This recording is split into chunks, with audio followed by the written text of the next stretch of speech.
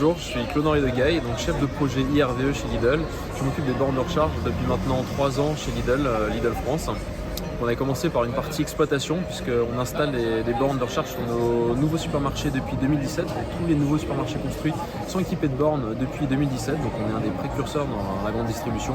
À la base, on installait juste ça comme un service complémentaire et c'est maintenant aujourd'hui devenu un vrai service dédié, un vrai service dédié aux clients qui se rajoute à ce que les supermarchés ont déjà à proposer. Et donc on inaugure aujourd'hui notre première e-station que vous voyez ici derrière moi, qui est en fait donc le premier concept en supermarché de station-service électrique. Donc entièrement dédié aux véhicules électriques. Et aujourd'hui on a 12 places qui sont là pour les voitures électriques avec des puissances allant de 360 à 22 kW. Alors du coup, comment vous avez conçu cette station? Quelle partie pris vous avez suivi? En fait, tout est parti d'une idée lors d'un échange avec la direction de Lidl où on réfléchissait à la stratégie de développement des bornes de recharge, de la stratégie d'implantation aussi, de comment on se plaçait, comment se situer.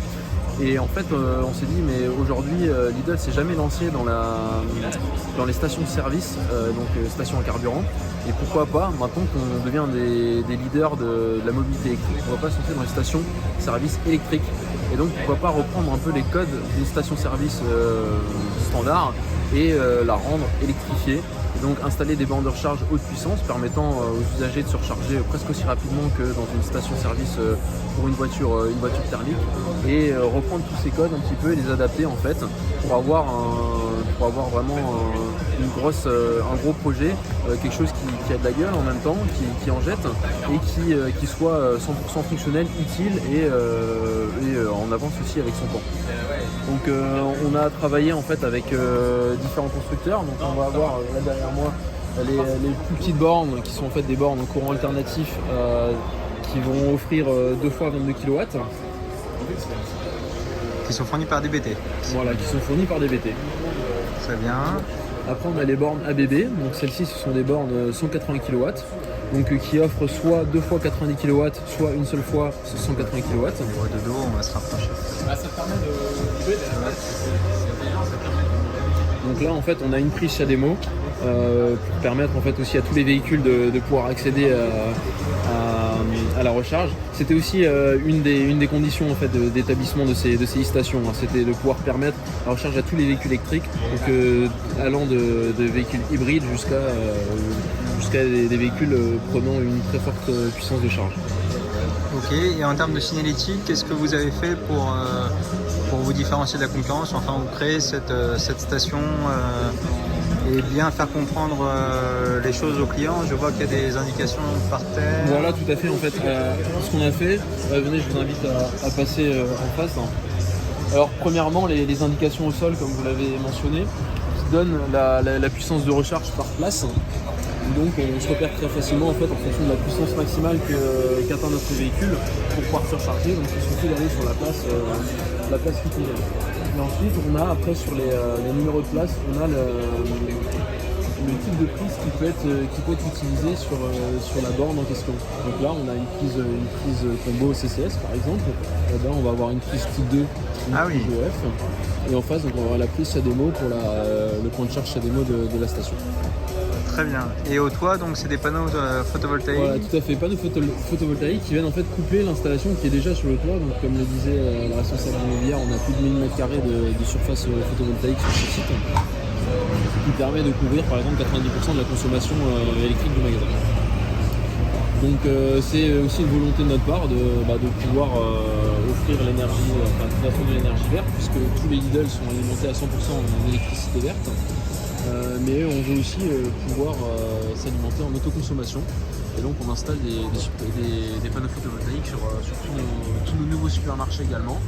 Et sur beaucoup d'anciens supermarchés aussi, puisqu'on a tout un projet de rétrofit photovoltaïque qui vient compléter en fait un petit peu le projet d'installation de bornes. Ok. Et le panneau justement qui indique les prix et les kilowattheures, ça aussi c'est une nouveauté. Enfin, ouais, tout à fait. Là, ça rejoint ce que j'évoquais au début. C'est vraiment le fait de reprendre les codes de la station-service et là de pouvoir offrir en fait une vision très claire au client à distance quand il est sur la route directement des tarifs de la recharge. Comme ça, au même titre qu'une station service, il y a la signalétique, il y a les prix qui sont affichés, c'est visible de loin, c'est clair, c'est net, et on se trompe pas. Je veux dire, on sait combien on va payer, on connaît le prix de notre recharge directement.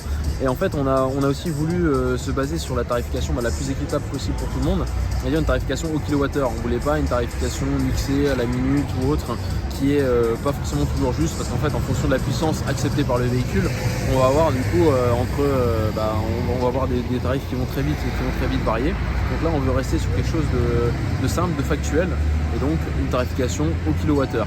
Donc c'est 25 centimes du kilowattheure pour les bornes AC, 40 centimes du kilowattheure pour les bornes DC. Ok.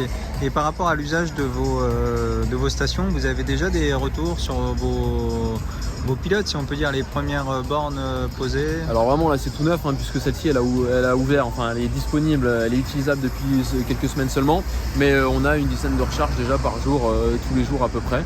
Ce qui est plutôt correct, sachant que l'inauguration est seulement aujourd'hui, donc là on l'a juste laissé un petit peu en pilote pour tourner comme ça. Maintenant c'est ouvert officiellement, les gens vont être au courant qu'elle est là, qu'elle est disponible, donc on s'attend à avoir encore plus de recharges. Mais aujourd'hui, comme dit, donc déjà une dizaine de recharges par jour, on s'attend aussi à ce que ça évolue. On va bientôt avoir des périodes de forte affluence avec les vacances d'hiver qui vont arriver, les départs au ski. Après encore l'été, on est sur un gros point de passage aussi. Oui, parce que là on a eu le Franche-sur-Saône. Voilà, Villefranche-sur-Saône avec le péage juste à côté. Du coup, c'était aussi l'argument d'implantation de cette station le plus proche possible de l'autoroute, proche des grands axes. Du coup, de pouvoir permettre au plus grand monde de pouvoir se recharger facilement. Ici, il suffit juste de sortir du péage et en 2 minutes, on est au Lidl. Et donc, on peut se recharger directement.